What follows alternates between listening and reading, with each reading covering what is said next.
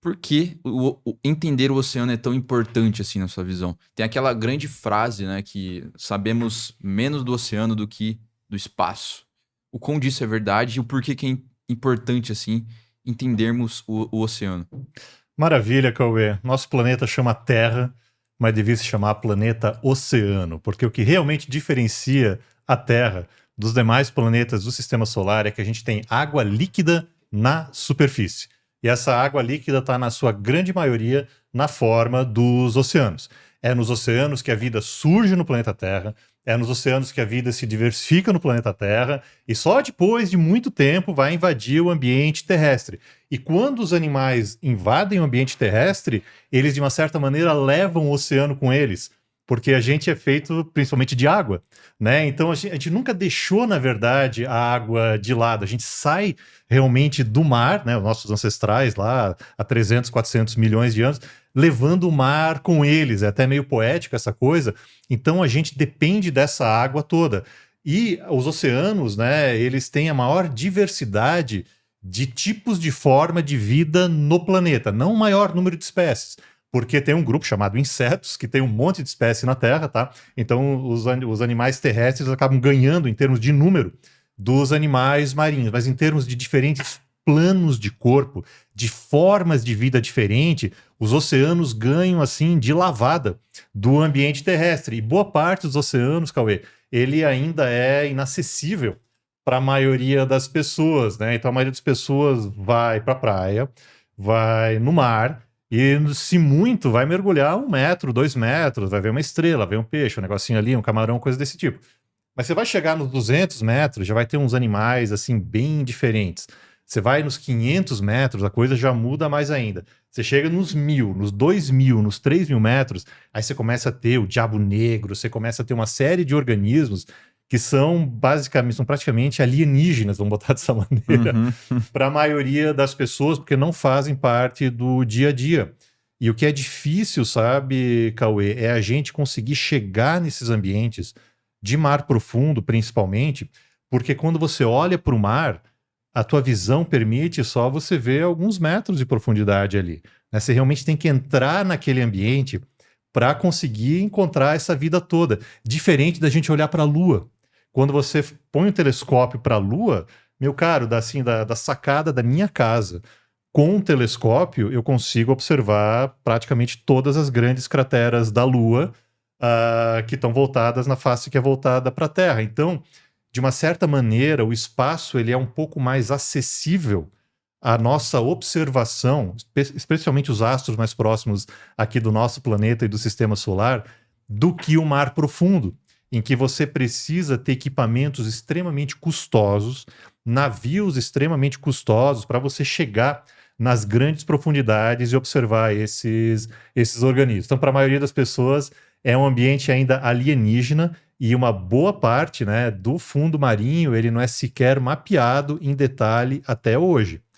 O mapeamento grosseiro a gente já tem de boa parte do fundo marinho, mas o mapeamento detalhado de várias partes do mundo, inclusive do Brasil, claro, isso tudo está melhorando com o tempo, a gente ainda não tem de boa parte do fundo do mar. Então é verdade isso que você fala, que a gente sabe em detalhe mais da superfície da Lua, especialmente o lado da Lua que é voltado para a Terra, né, que é sempre a mesma face da Lua que é voltada para a Terra, do que a gente sabe sobre o fundo do mar. Sim, mas essa frase não valeria para obviamente para o universo inteiro, né? Não, claro Porque, que não. porque se a gente olhar para Júpiter, a gente não consegue entender o que está dentro da tempestade ali, daquele tempestade de Júpiter, né? Por exemplo. Não, perfeito. Aí quando a gente começa a ir mais longe, por exemplo, vamos pegar exoplanetas. A gente já sabe que tem de 5 a 6 mil exoplanetas já foram catalogados. Isso só nos últimos aí 20, 30 anos, até menos do que isso, né? E esses exoplanetas estão só nas estrelas mais próximas aqui da gente. Cauê, quando a gente olha para o céu, sem telescópio, sem nada, a gente consegue observar cerca de 5.000 estrelas, tá? A olho nu. E uma galáxia que é a Andrômeda, que é a mais próxima aí de nós, como um pontinho ali também. Beleza? Então a gente está vendo, na verdade, só a nossa vizinhança aqui do Sistema Solar, da Via Láctea. Beleza? E esses exoplanetas, eles também estão sendo identificados somente nessas estrelas muito próximas. 4 anos-luz, 20 anos-luz e coisa desse tipo. Tá? E nessas estrelinhas próximas já se acharam 5 a 6 mil exoplanetas. Numa galáxia que tem bilhões de estrelas, num universo que tem bilhões, se não trilhões de galáxias. Então a gente está falando de zilhões de exoplanetas, zilhões de planetas, muitos dos quais provavelmente na zona habitável, com água na superfície, que a gente simplesmente não é capaz de detectar. Então, quando a gente olha essa escala do espaço profundo, do universo mais profundo, aí sim, aí a gente pode falar que a gente sabe mais do fundo do mar do que o que está acontecendo, né? Por exemplo, nesses astros cuja detecção com os métodos que a gente tem até hoje é muito difícil, como é o caso dos exoplanetas. Sim, interessante. E assim, por que que é tão difícil, né, explorar o fundo do oceano? Parece que a pressão, quanto mais você desce, né? Isso eu puxando esse gancho pro pessoal que realmente nunca ouviu falar nisso, né? Caiu de paraquedas aqui, mas seria relativo à pressão, né? Quanto mais para baixo você vai no oceano, mais profundo, mais difícil é de explorar.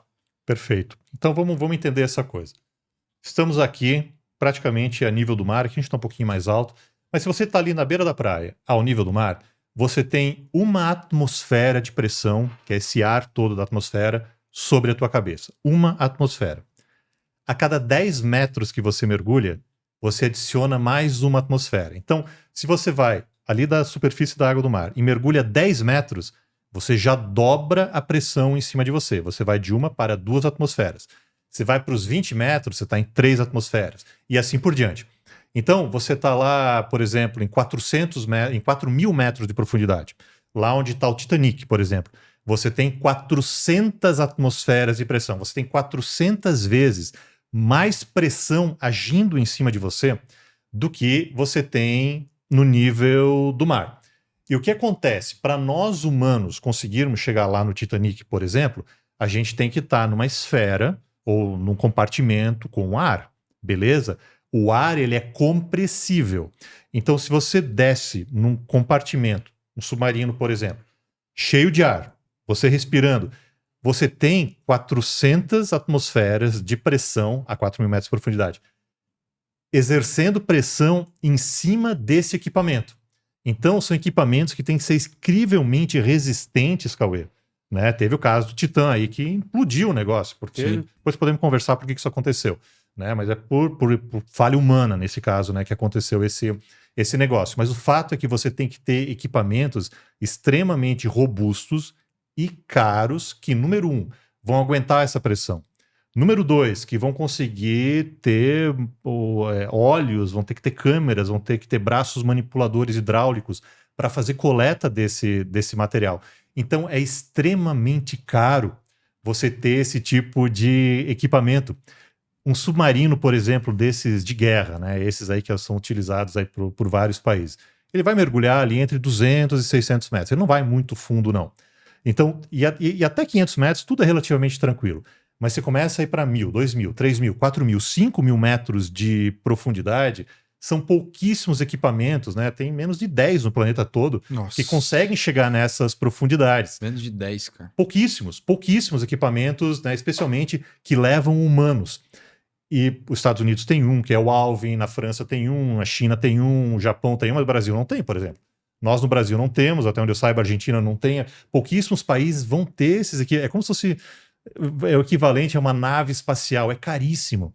Entendi. E o custo, Cauê, de operação, tanto do submarino, seja ele tripulado ou não tripulado, e do navio, porque a gente esquece que para você levar um submarino e botar ele a 5.000 metros de profundidade, você tem que ter um navio suporte lá em cima, gigante, com dezenas de pessoas trabalhando. O custo operacional desses equipamentos começa na casa de $10.000 para aqueles mais simples para trabalhar no rasinho, vão para casa das centenas de milhares de dólares, se não milhões de dólares por dia. Por dia.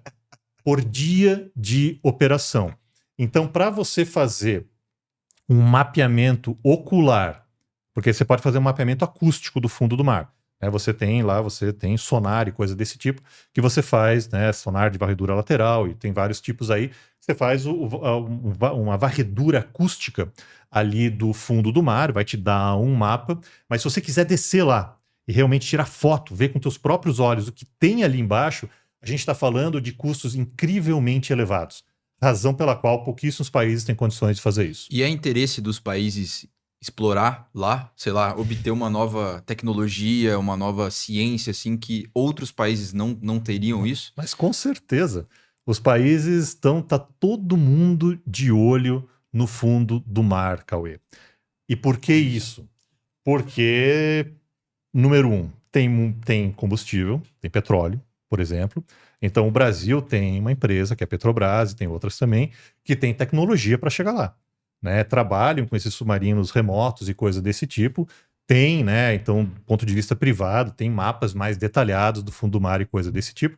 Mas o que está acontecendo agora é toda uma área de mineração do fundo do mar. Porque boa parte do fundo marinho a gente tem, são os chamados nódulos polimetálicos. São basicamente parecem umas batatas, assim, umas bolinhas de metais mais raros que são utilizados para fazer componentes eletrônicos, para fazer bateria e coisa desse tipo, que a galera quer explorar. E que está começando agora. Então, muitos países, China, Estados Unidos, estão de olho justamente nessas jazidas de nódulos polimetálicos e estão começando a fazer exploração dessa coisa, que é altamente impactante. Né? Isso aí tem todo um debate se é para fazer mesmo ou não é. Mas, assim, os países que têm tecnologia, óbvio que estão trabalhando em cima disso. Porque o mar é a próxima fronteira. É a nova fronteira para combustível, é a nova fronteira para minerais, só que tudo lá no fundo do mar. Muito bom esse corte, né?